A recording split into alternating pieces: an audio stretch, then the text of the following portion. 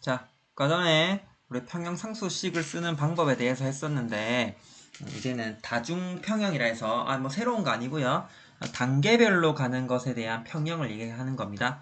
우리가 화학 반응 또 메커니즘이 있기 때문에 여러 단계로 일어나는 반응들에서 예를 들어 첫 번째 단계가 A가 B가 돼서 C와 D가 되는 반응이 있고요. 두 번째 단계는 C와 D가 E가 F가 됐을 때 각각의 평형 상수식을 이렇게 나타낼 수 있잖아. 그렇죠? A, B분의 CD, CD분의 EF. 그랬을 때 전체 반응에 대한 평형 상수가 자, 밑에처럼 A, B분의 EF가 됐다. 했을 때 여기 있는 평형 상수식을 나타냈을 때 여러분들 이거 평형 상수식을 더하잖아요. 맞죠? 더해서 전체 반응으로 된다라면 각각의 평형 상수는 곱으로 나타내면 된다라는 뜻입니다. 크게 어려운 거 없잖아. 맞죠? 실제로 해보니까 그렇네. 여기 KC 프라임에서 KC 뭐 2 프라임 했을 때 여기 두 개를 곱하게 되면 CD가 날아가면서 자 AB분의 EF가 되는 요 평형상수식이 나타날 수 있죠. 자 그래서 이렇게 나타낼 수 있다.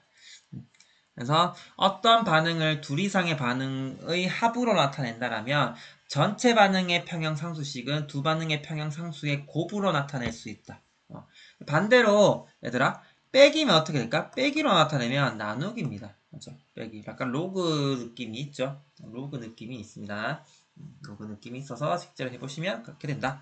근데 보통은 더해서 나타내는 게 좀 많지만 빼더라도 여러분들이 관계식만 판단하고 평형상수만 알면 못할 건 없잖아요. 맞죠? 할 수 있다라는 거. 자, 평형상수 중에서도 역반응의 평형상수가 있습니다. 정반응의 평형상수만 했으니까 역반응의 평형상수는 반대로 하면 되는 거죠.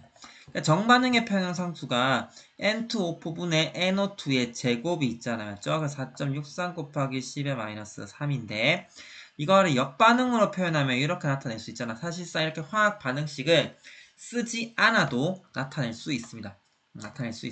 그냥 반대로 쓰면 되니까. 그러면 역반응의 평형상수를 나타냈을 때 자, NO2의 제곱분의 N2O4니까 이 평형상수식을 역수를 취한 거죠. 역수를 취한 거니까 역수를 취하면 뭐 한 216이 나온다고 하네요. 실제적으로 여러분들 계산하기는 좀 그렇지만 자, 뭐 특별하게 어려운 건 없잖아. 맞죠? 평형상수식의 표기법은 자, 반응 종의 농도를 몰퍼리터로 몰 농도로 나타낸다. 근데 기체상에서는 농도에 의한 평형상수식이나 압력에 의한 농도로 나타낼 수 있다.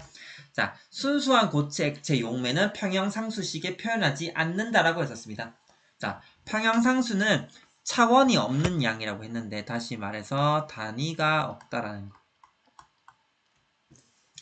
자, 그래서 평형상수 값을 인용할 때는 균형 반응식과 온도를 명확하게 해야 된다. 균형 반응식은 써줘야 하고요.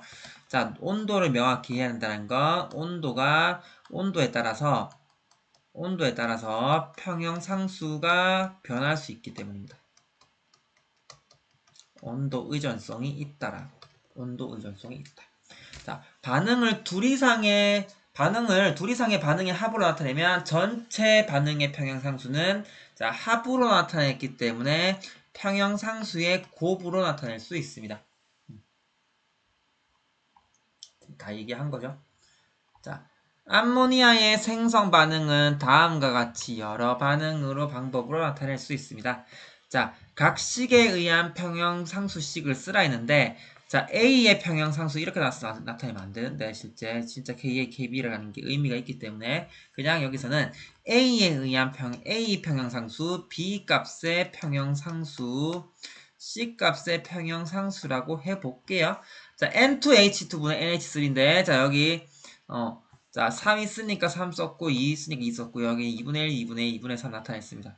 자, 화투에서는 개수가 우리가 B만 의미하는 게 아니다라고 얘기했었죠. 네, 일반화하게도 그렇다.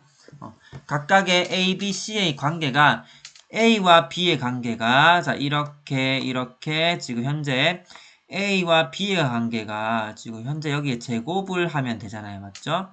자, A와 C의 관계는 여기에 세제곱을 했고요. 그러면 B와 C에는 여기가 2고 여기 3을 했을 때 나타낼 수 있다. 그래서 B와 C의 관계 이렇게 나타낼 수 있다라는 것을 얘기를 해준다. 그러니까 화학 반응식을 제시를 해줘야겠죠. 그냥 A, B가 반응해서 C가 아니고요. A, B 개수가 앞에 있는 게 자연수냐, 자연수가 아닐 수 있다라고 얘기했었어. 맞죠? 자, 그럼 반응 속도론 앞에서 배웠으니까 반응 속도론과 평형은 평형상수를 의미하는 평형은 어떠한 관계가 있을까? 어떠한 관계가 있을까라는 얘기죠. 자, 단일 단계 반응에서는 정반응 속도와 역반응 속도 평형상수의 관계가 다음과 같습니다. 자, 우리 A와 EB가 반응해서 AB2가 된다라고 했을 때 얘가 지금 정반응의 반응 속도고요. 얘는 역반응의 반응 속도인데 자, 정반응의 반응 속도식을 이렇게 나타낼 수 있습니다. 참고로 여기서는 단일 단계입니다. 무슨 말이냐면 A 더하기 EB가 바로 AB2로 빡 바뀐다는 뜻이지. 예를 들어 이렇게 바뀐다는 뜻이지. 얘가 어떻게 뭐 이렇게 뭐 여러 메커니즘을 거쳐서 된다라는 뜻은 아니에요. 알겠죠? 그래서 A 더하기 2B가 됐을 때 AB2다. AB2다. 라고 할 때 단일 단계를 의미합니다. 그러면 정반응 반응 속도식, 역반응의 반응 속도식 이렇게 나타낼 수 있겠죠? 자, 평형일 때 평형에서 정반응 속도와 역반응 속도가 같다라고 했었죠. 그러면 이 두 개가 같다라고 나타내고요. 자, 밑에 반응물을 밑으로 내리고 생성물로 올리는 걸로 약속을 했기 때문에 똑같이 맞췄을 때 자, KF를 KR로 나눴다. 자, 어쨌든 얘는 상수니까 반응 속도 상수를 그냥 KC로 나타냈다라는 거죠. 자, 이렇게 볼 수 있다. 자, 반응 속도론과 평형 상수와의 관계를 나타냈다. 무슨 말인지 이해하겠죠? 자, 우리 앞에서 사실 다 얘기한 부분인데 평형상수는 과연 무엇을 뜻하는가라는 거죠. 평형상수가 뭐야? 뭐야라는 거죠. 평형상수 값을 알면 반응을 예측한다는 게 아니라 방향을 예측할 수 있습니다. 반응의 방향. 우리가 아까 전에 평형상수가 1보다 크다라면 어떻게 되고 1보다 작으면 대체적으로 어떻게 된다라고 얘기를 하는 건데 평형상수 우리가 이런 거죠. 자, 예를 들어 A와 EB가 반응해서 우리 이때까지 얘기는 뭐였냐면 얘가 반응 1몰 넣고 2몰 넣었을 때 얘들의 평형이 어디서 유지될 수 있는지를 얘기를 한다는 거잖아. 맞죠? 자, 수치로서 얘기를 했는데 여기서도 같습니다. 여기서 예를 들어 평형상수 이렇게 볼게. 얘가 예를 들어 0.5, 자 0.1, 얘는 0.1이죠. 너무 숫자가 그런가? 어쩔 수 없네. 0.5. 0.5죠? 그러면 얘는 0.5고 얘는 4.5고 얘는 0.5가 평형에서의 농도니까 평형상수식을 해서 0.5 곱하기 4.5의 제곱분의 0.5의 제곱이 되겠죠. 그러면 자 0.5 곱하기 0.5 0.5 곱하기 4.5 곱하기 4.5잖아. 그러면 없어지니까 9. 그러면 뭐 9 곱하기 4.5분의 1이 되겠죠. 그러면 그냥 해볼게. 9 곱하기 45분의 10이니까 맞죠? 5, 2, 5, 9. 자, 81분의 2가 평형상수예요. 자, 평형상수인데 평형상수를 알면 여기서 있는 반응 지수와 있는 이 얘들과의 관계를 통해서 반응이 어디로 갈지를 예측을 할 수 있다고. 자, 예측을 어떻게 하는데? 결과적으로 얘들아. 자, 반응지수라는 거 평형상수식이랑 똑같거든.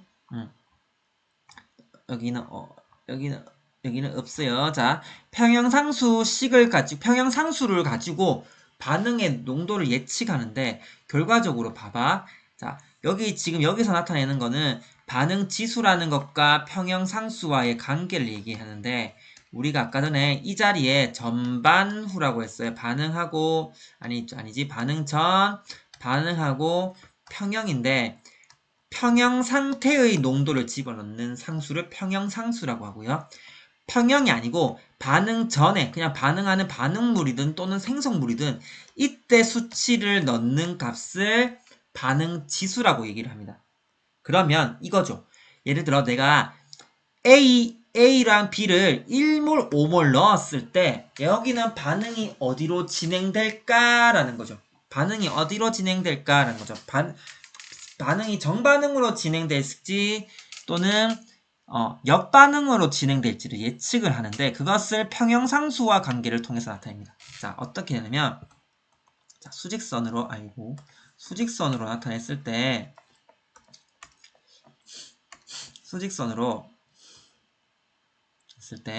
자, 우리의 목표는 평형상수라고 해볼게요. 평형상수. 자, 평형상수의 개념은 반응물의 농도 곱분의 생성물의 농도 곱이라고 얘기를 했잖아. 맞죠? 반응물의 농도 곱분의 생성물의 농도 곱이기 때문에 여러분들 생각해 보세요. 자, 생성물이 증가한다는 뜻은 반응물이 감소한다는 뜻이 되죠. 맞죠? 반응물이 증가한다는 건 생성물이 감소한다는 뜻이 된다. 그러면 평형상수가 증가하려면 어떻게 됩니까? 두 가지로 얘기하면 되겠죠. 평형상수가 증가하려면 생성물이 증가한다 라고 보면 되겠죠. 다시 말해서 평형상수가 증가한다는 뜻은 반응물이 감소한다 라고 볼 수 있겠죠. 이해 갑니까? 맞죠? 두 가지 다 얘기할 수 있겠죠. 자, 그러면 자, 평형상수가 있는데 예를 들어 Q1이라고 하고 Q2라고 할게요. 자, 이 현재 반응물이든 생성물이든 간에 평형 이전의 농도를 집어넣었을 때 Q 값이 평형상수보다 작았어. 그러면 어떻게 돼? 우리의 목표는 평형일 때이기 때문에 평형상수가 반응지수 Q가 작다라는 뜻은 평형상수보다 작으니까 얘의 목표는 이렇게 가는 거죠. 극한의 개념이라 보시면 됩니다. 자, 좌극한인 거죠. 맞죠? 자, 좌극한 맞나? 이렇게 반하는 게 맞니? 자, 어쨌든 간에 여기는 Q값이 K값보다 작기 때문에 여기 얘는 평형상수로 가려면 어떻게 해야 되냐면 Q값이 증가하는 방향으로 가야 되겠죠. 여기로 가깝게 가기 위해서. 예를 들어 얘가 100이다. 얘가 50이면 얘가 자꾸 증가해서 100으로 가야 될 거 아니야.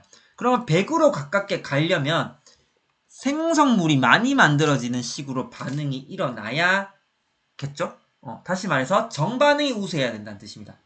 다시 말해서 Q값이 K값보다 작다라면 평형에 이르도록 오른쪽으로 반응이 진행된다. 다시 말해서 정반응으로 반응이 진행되어야 한다라는 뜻이에요.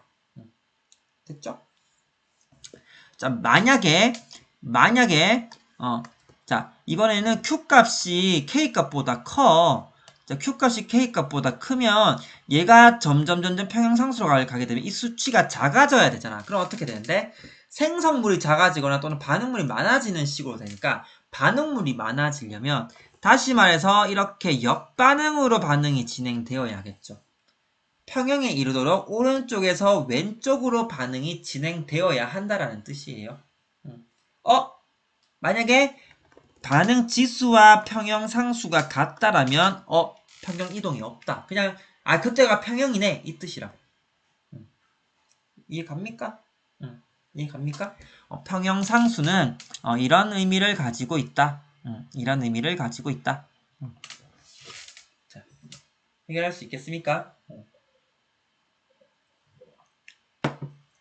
자, 밑에 그림 보시면 자, K값과 Q값이 있는데 Q값과 K값이 같았을 때는 평형 이동이 없어요. 이동이 없다는 뜻이지 반응이 일어나지 않는다는 뜻은 아닙니다. 또 우리 평형의 개념에서 여러분들 앞에서 했던 거 흔들리면 안 되죠. 평형은 반응이 일어나지 않는 것이 아니다.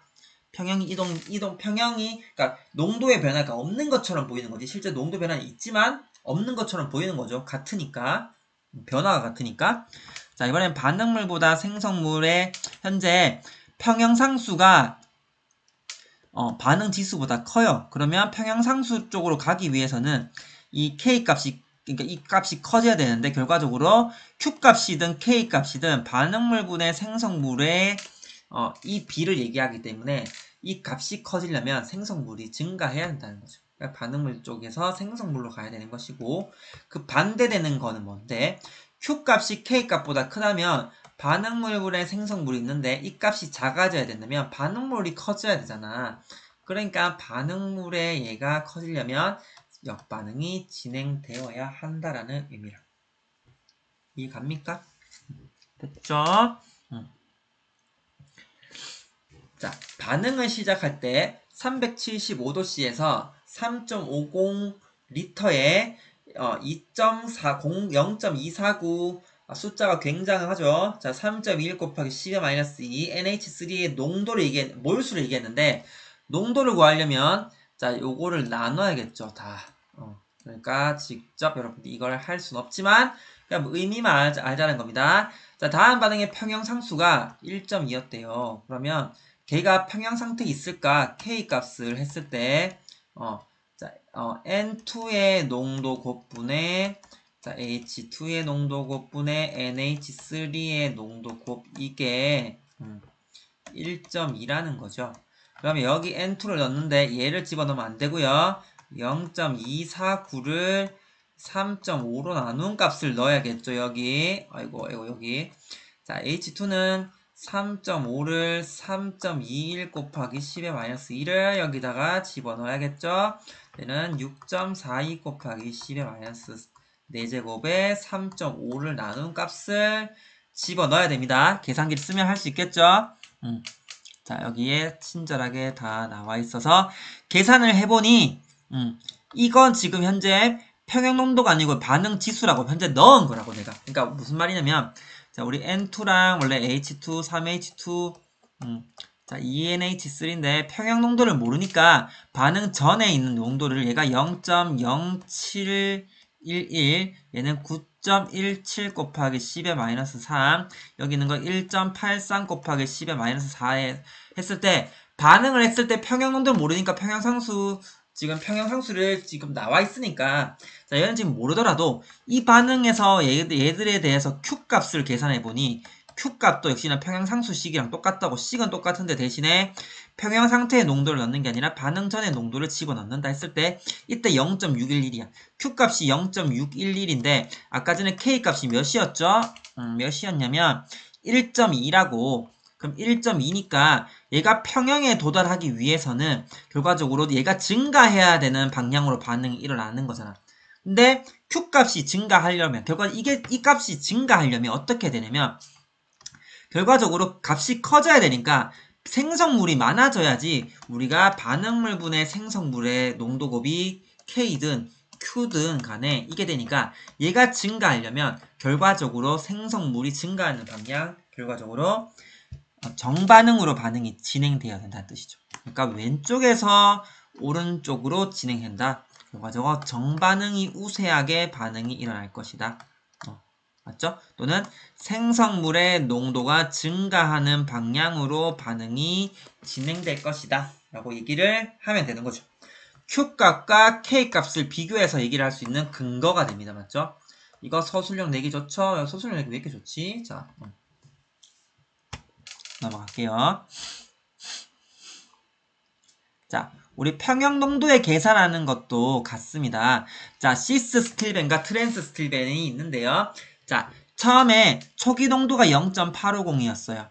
근데 얘들의 평형 상수가 예를 들어 24라고 했을 때 여기 있는 거 가지고 실제 0.850에서 얼만큼 반응할지 몰라 x 더하기 x 있을 때 0.850 빼기 x분의 x를 했을 때 평형 상수식을 구할 수 있겠죠. 이건 뭔 말인데 이거죠.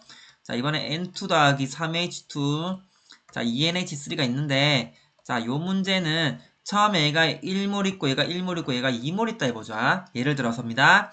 자, 했을 때, 자, 정반응과 반응지네요. 1 빼기 x, 1 빼기 x 더하기 2x니까, 아, 이거 3x죠. 3x. 자, 1 빼기 x고, 얘는 1 빼기 3x고, 얘는 2 빼기 2 더하기 2, 아이고. 왜 이러죠? 2가 아니고요. 2x가 되겠죠?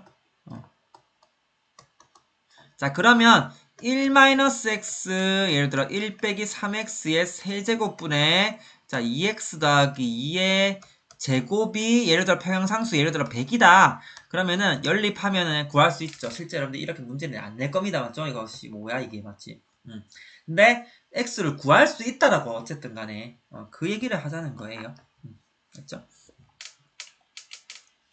그래서 x값을 구하게 되면 0.816이니까 여기가 0.0816이니까 자, x 값을 구했으면 평형 농도에서의 농도는 0.034랑 0.816이라고 구할 수 있다라고.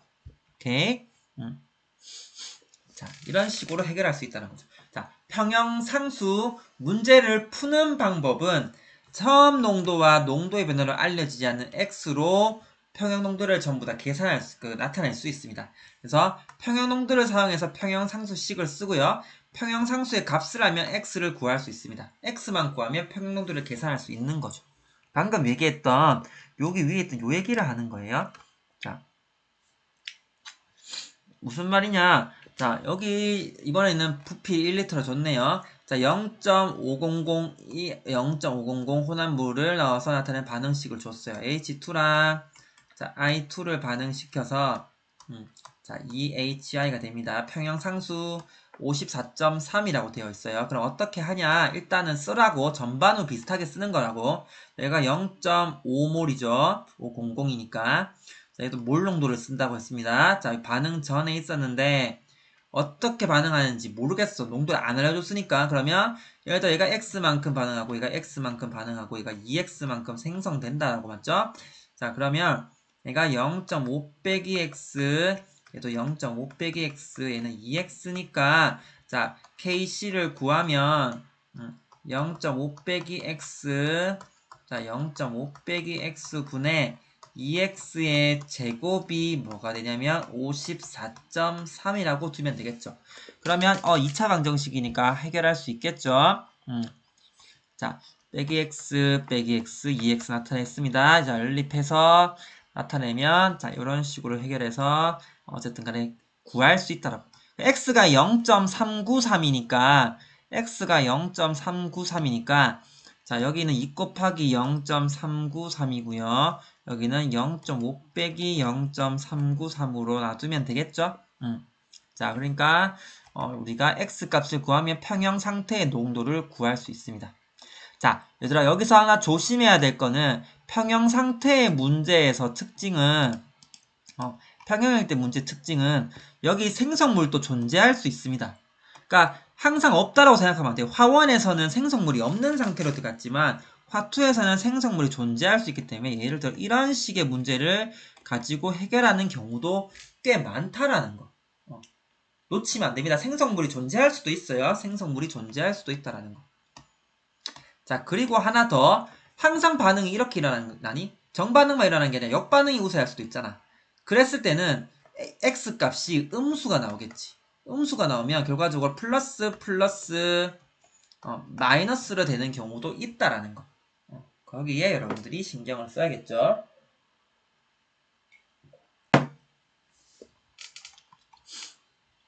자, 이건 하투에서도 많이 하게 될 겁니다.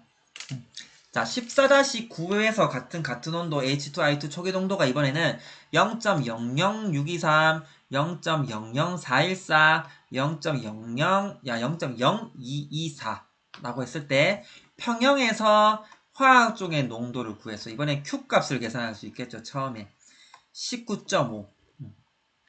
자, 19.5면 K가 54.3이었나요?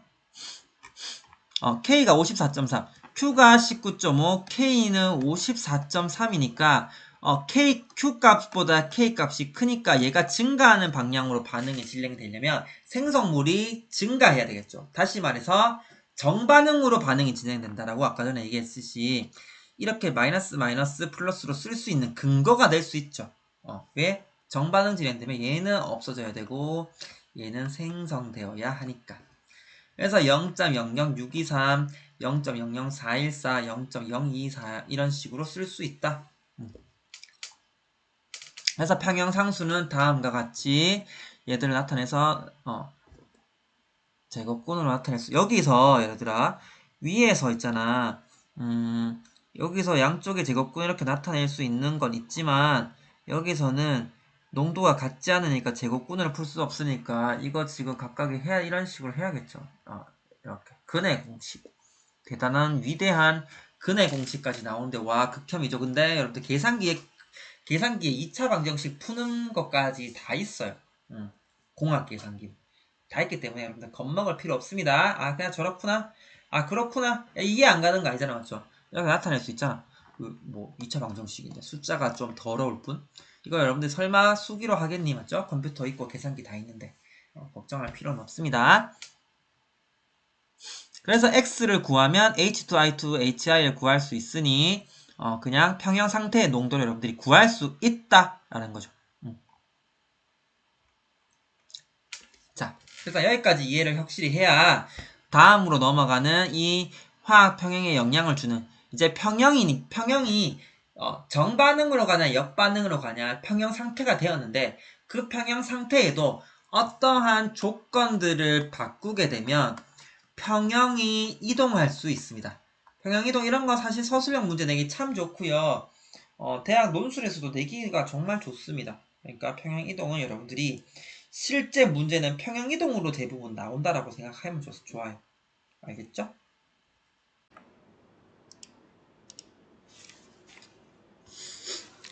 자, 14-5장 14-5장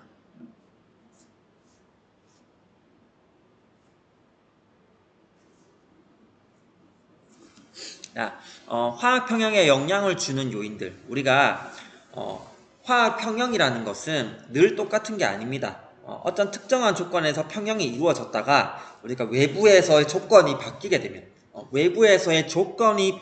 되면 화학 평형이 변하게 돼요. 다시 말해서 평형이 이동해서 새로운 평형에 도달할 수 있습니다.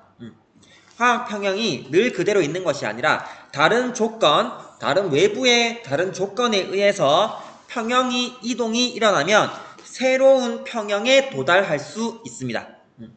자, 그래서 어떤 식으로 평형이 이동하는지에 대해서 설명을 하는 것이 르 샤틀리의 원리입니다. 자, 요거 굉장히 중요합니다. 여러분들 이거는 화투에서도 엄청 많이 나오고요. 대학교에서도 엄청 많이 나오는 겁니다. 르 샤틀리 원리 화학 평형 굉장히 중요합니다. 자, 일단 기본적으로 한번 읽어볼게요. 평형에 있는 개에 외부에서 변형을 주면 개는 새로운 평형 위치에 도달하기 때문에 그러한 자극을 부분적으로 상쇄하려는 방향으로 조절하게 됩니다. 자, 무슨 말이냐면 외부에서 변형을 주면 개는 새로운 평형 위치에 도달하려 하기 때문에 그 자극을 부분적으로 상쇄하려는 방향. 그러니까 변화를 최소화하는 방향으로 반응이 진행된다라는 것이 르 샤틀리 원리입니다. 자, 일단 선생님이 외부의 조건이라고 얘기했는데 이게 사실상 외부의 조건이에요. 자, 외부 조건이 바뀌면이라고 얘기했는데 영향을 미치는 요소들이 어떤 것들이 있는지 보자면 첫 번째 농도, 두 번째 부피나 압력, 이거는 기체일 때 대체적으로. 자, 온도, 촉매, 자, 일단 여러 가지들이 있습니다. 자, 촉매는 과연 화학 평형에 영향을 미칠까 안 미칠까 라는 겁니다. 일단 이런 것들이 있습니다. 자, 그래서 특히 농도, 부피, 압력, 온도는 엄청 많이 나오고요. 촉매는 조금 더 지켜봅시다. 자, 이게 왜 뜨죠? 자, 내려가겠습니다. 자, 농도의 변화가 평형에 미치는 영향은 어떤 것들이 있는지 한번 볼 텐데, 자, 얘가 빨간색인데 얘가 이렇게 정반응으로 진행되면 연노랑과 무색 갈수록 조금 더 짙어진다라고 연해진다라고. 만약에 이게 역반응으로 가게 되면 빨간색이 좀 더 짙어지는 방향으로 반응이 일어나겠죠. 자, NaSCN을 첨가하게 되면 얘가 Na 플러스와 예를 들어 SCN 마이너스로 나눠지게 되면 자, 얘가 많이 만들어지잖아, 맞죠? 자, 얘가 많이 만들어지면 어떻게 반응이 일어나냐면 SCN의 농도가 감소한다고 얘기하면 안 됩니다. 감소하는 방향으로 반응이 진행되어야 한다고. 자, 그러면 반응이 어떻게 되냐면 얘가 많이 만들어지니까 얘가 감소하는 방향이면 역반응이 일어나겠죠. 다시 말해서. 자, 역반응이 진행되게 되면 SCN과 Fe3가 있는 삼가양이온이 있는 방향에서 이쪽으로 반응이 진행된다. 역반응이 진행된다 이거죠. 역반응. 이쪽이 역반응이니까. 자, 만약에 H2, C2O4가 있게 되면 얘가 감소하게 돼요. 지금 여기서 알 수는 없지만 얘가 있게 되면 얘가 감소하니까 얘가 만약에 감소하게 되면 얘가 증가하는 방향으로 반응이 자, 쏘리.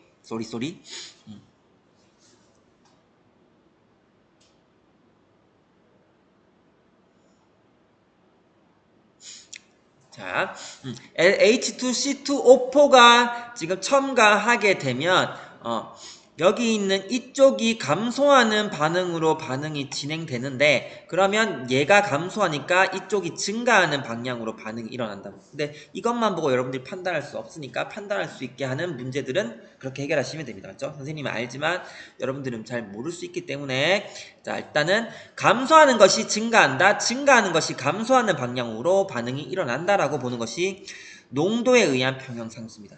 자, 이게 뭔 말이냐면 자, 볼게요.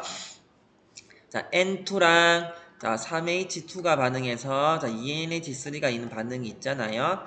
자, 평형의 농도가 0.683 평형 농도입니다. 8.80 NH3는 1.05래. 자, 여기에 내가 자, 약간의 NH3 농도를 넣어서 얘를 NH3의 농도를 얘를 3.65로 바꿨대요. 자, 그러면 르샤틀리의 원리를 이용하여 새로운 반응이 평형에 이르도록 이동할 방향을 예측하시오라고 되어 있잖아요. 그러면 자, 얘가 지금 늘어났으니까 얘가 감소하는 방향으로 반응이 일어나야 되겠죠? 그러니까 얘가 조금씩 없어지고 얘들은 조금씩 생겨나는 반응으로 평형상수와 같은 값을 맞출 때까지 움직이겠죠.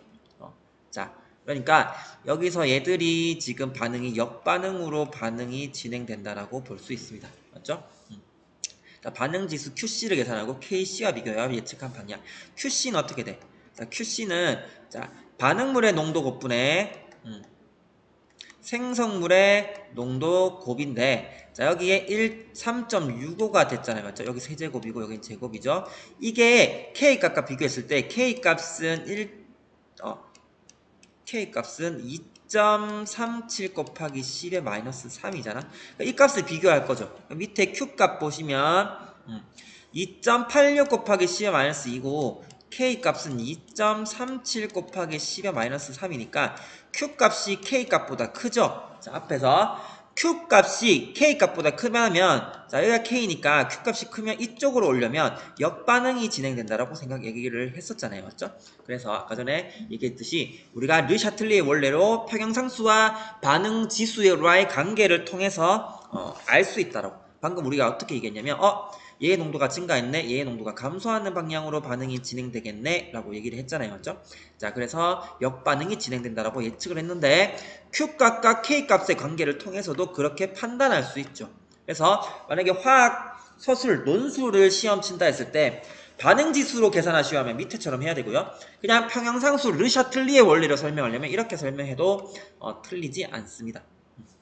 자, 선생님이 자, 얘기할 때 3.65가 됐잖아요. 그럼 3.65가 말을 할 때 조심해야 되는 게 3.65가 감소하는 방향으로 반응이 진행된다고 했는데 이 반응의 총 반응이 NH3의 농도는 3.65보다 작아질까요? 커질까요?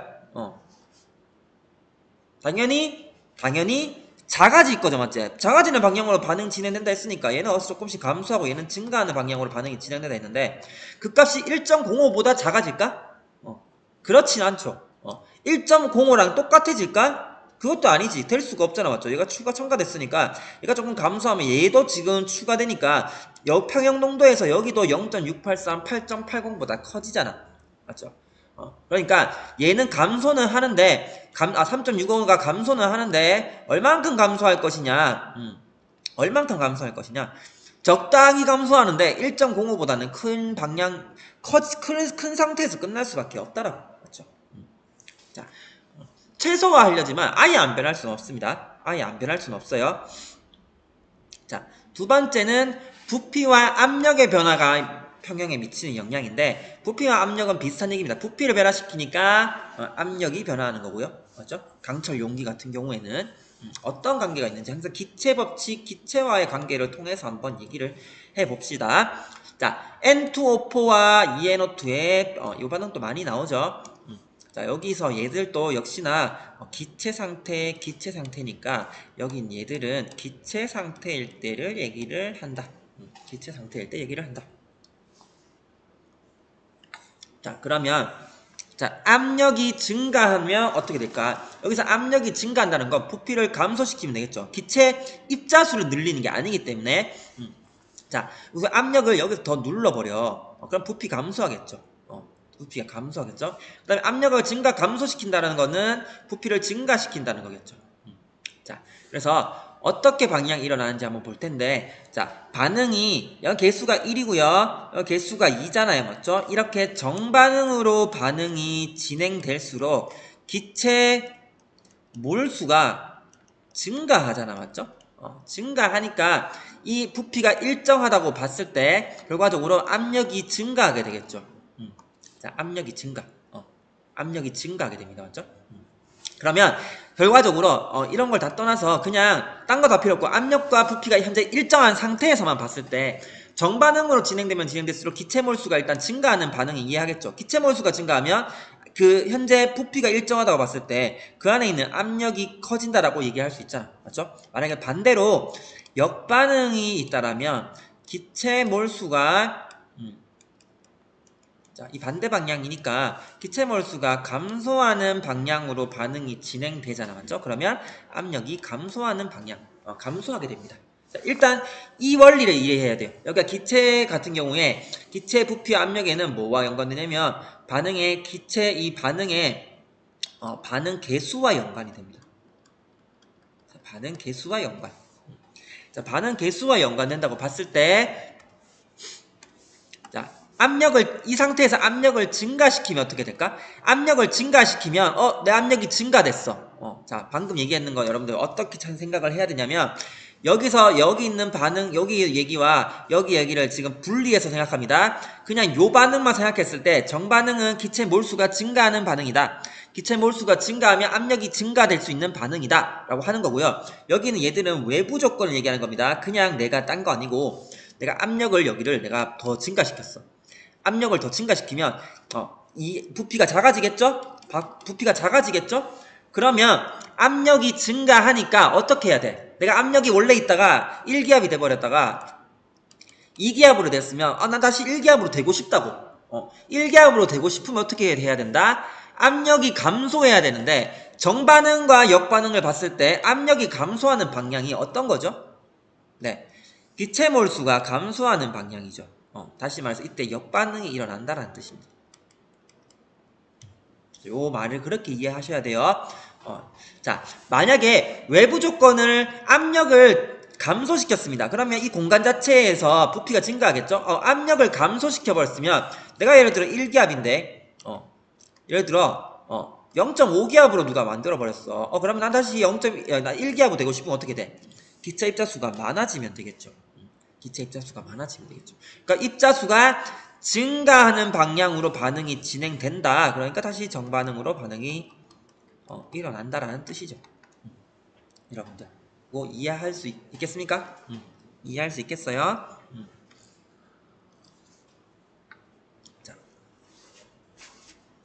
자, 그래서 정리를 했습니다. 정리를 자, 압력이 증가하면 자, 이렇게 보는 거죠. 압력을 감소시킨 게 아니고요. 감소시키는 방향이라고 얘기하셔야 됩니다. 자, 그러면 기체 몰수가 적은 쪽이겠죠. 자, 압력이 증가하면 압력의 증가하는 방향으로 반응이 일어나겠죠. 기체 몰수가 많은 쪽으로 반응이 일어난다라는 뜻입니다. 오케이? 자, 그러면 부피도 압력과 비슷한 느낌이죠. 부피를 증가시키면 그쪽에 압력이 어떻게 됩니까? 압력이 자, 요거는 메커니즘을 한 개 더 가야 되겠네요. 부피를 증가시키면 압력이 감소하니까 어떻게 반응이 진행되겠죠? 압력이 증가하는 방향으로 반응이 진행되겠죠. 그러니까 기체 몰수가 많은 쪽으로 방향이 진행되는 거고요. 밑에 있는 마지막 부피를 감소시키면 자, 부피를 감소시키면 압력이 증가하겠죠? 압력이 증가하게 되면 압력이 감소하는 방향으로 반응이 진행된다. 기체 몰수가 적은 쪽으로 반응이 일어난다는 거죠. 자,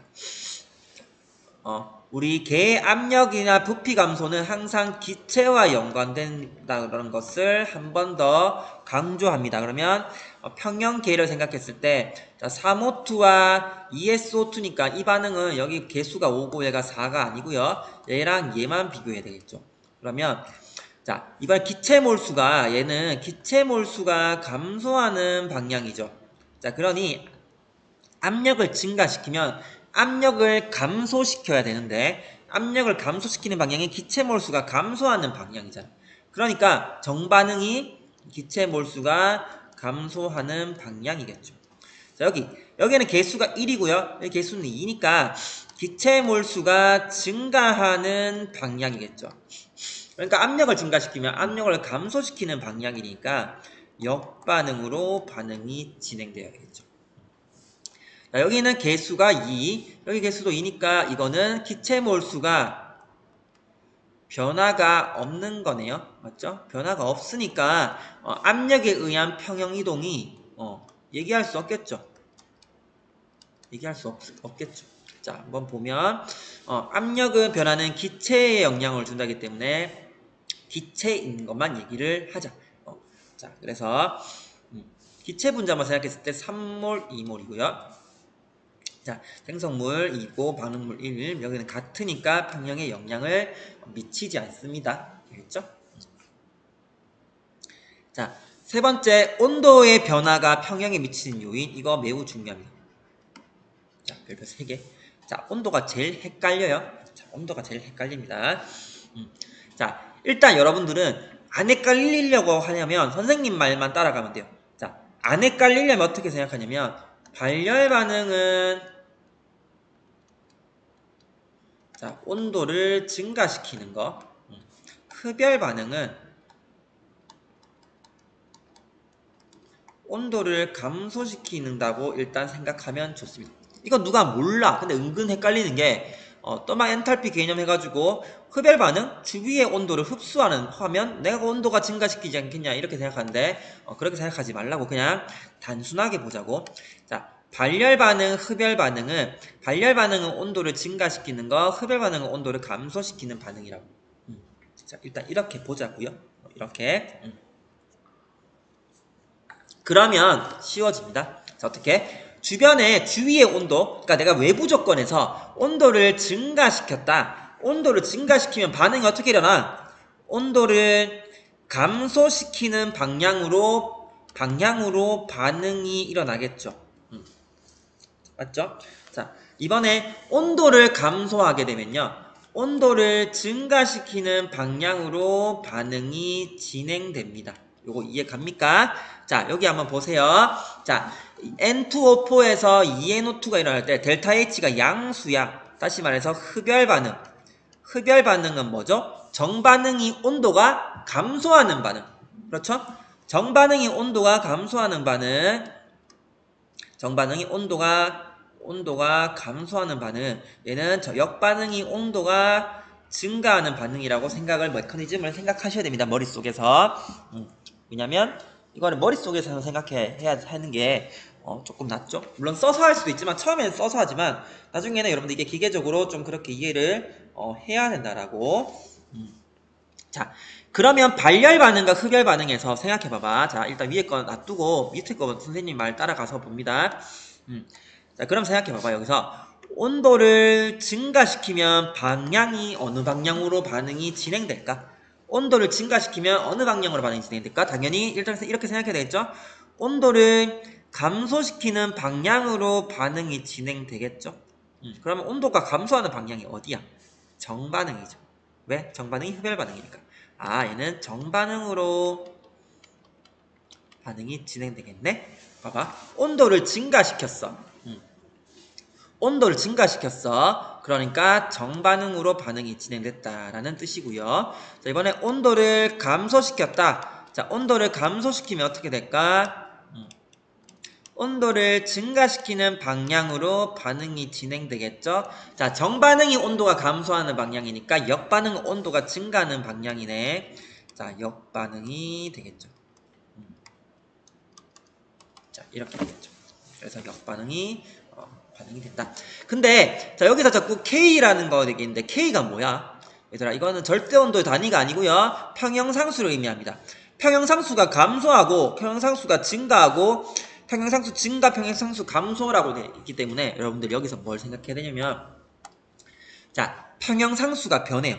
자, 온도가 변화를 보이게 되면 자, 평형상수도 변합니다. 이때까지는 그런 말 없었죠.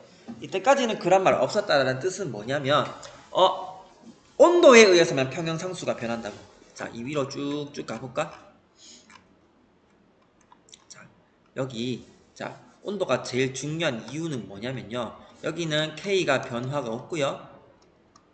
여기도 K가 변화가 없어요. 평형상수 변화가 없는데, 자, 여기는 K가 변화를 보이게 됩니다. 여기는 변화가 없고요. 여기는 변화를 보이게 돼요. 자, 그래서 이걸 생각했을 때 한번 가봅시다. 어떤 식으로 이걸 예측할 수 있어? 이거 외우는 거 아니고요. 자, 발열 반응 한번 볼까? 자, 발열 반응에서 자, 여기 요거부터 볼게. 우리 요거 했으니까 정반응이 흡열 반응이니까 요거부터 볼게요. 자, 녹색으로 자, 여기 있는 거부터. 자, 봐봐. 우리가 K가 증가할지 아닐지를 판단하는 건 항상 반응물의 농도 곱분의 생성물의 농도 곱이라고 보시면 되겠습니다. 맞죠? 반응물의 농도 곱분의 생성물의 농도 곱. 자, 그걸 봤을 때 봐봐. 온도가 증가하게 되면 온도가 감소하는 방향으로 반응되겠지. 그랬을 때 정반응의 온도가 감소해. 정반응이 일어나니까 어떻게 된다? 우리 정반응 이렇게 본다 했죠? 정반응이면 생성물이 증가하고 반응물이 감소하는 거네. 맞죠? 그러니까 K가 증가하게 되지. 자, 흡열 반응에서 온도가 증가하게 되면 역반응으로 정반응으로 반응이 진행되잖아? 정반응으로 반응 진행된다는 뜻이니까 정반응이 있다는 거, 다시 말해서 평형상수가 증가한다는 뜻이죠. 자, 이번에 온도가 감소하게 되면 온도가 증가하는 방향으로 반응이 진행되는데, 온도 증가하는 반응이 역반응이야. 그러니까 역반응이니까 다시 말해서 여기서 반응물이 증가하고 생성물이 감소하게 되죠. 그러니까 K가 감소하게 된다. 자, 이렇게. 자, 이거 그래프 이렇게 그려준 데도 있어요. 그래프 이렇게 하고 평형상수 K가 있고요. 자, 여기 T입니다. T가 됐을 때 이런 식의 그래프를 보인다. 이게 뭔 말이야? 온도가 증가하게 되면 평형상수가 증가하게 되네. 맞죠? 자, 이렇게 됐을 때 이 반응이 반대로 온도가 감소하게 되면 평형상수 감소하게 되죠. 이 반응은 델타 H가 양수다라고 얘기를 할 수 있다고. 다시 말해서 흡열 반응이다. 그 왼쪽에 있는 것도 똑같습니다. 발열 반응 있는 것도 한번 해볼까? 자, 발열 반응 예를 들어 A와 B가 반응해서 자, C가 만들어질 때 델타 H 음수에서 자, 생각해봐봐. 온도가 증가하게 되면 어떻게 될까? 온도가 감소하는 방향으로 반응이 진행되겠죠? 그러면 정반응이 발열 반응이니까 정반응이 온도가 증가하는 방향이고, 역반응이 온도가 감소하는 방향이니까 온도를 증가시키면 역반응으로 반응이 진행되겠죠? 그럼 K값 어떻게 돼? 자, 역반응이 진행되는 건 생성물이 작아지니까 K가 작아지겠죠. 이렇게 된다. 자, 이번에 온도가 증가하면 자, 온도를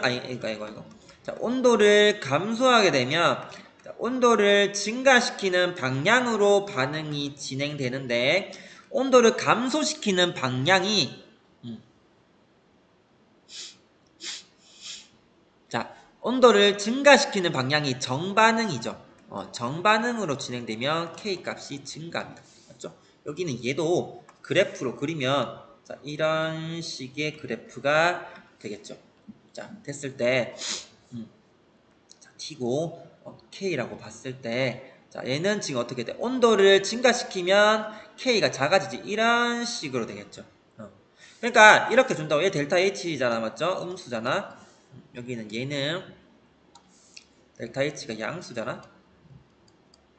이걸 가지고 그래프를 가지고 이 발열 반응인지 흡열 반응인지를 예측하게 한다고 여러분들한테. 알겠죠?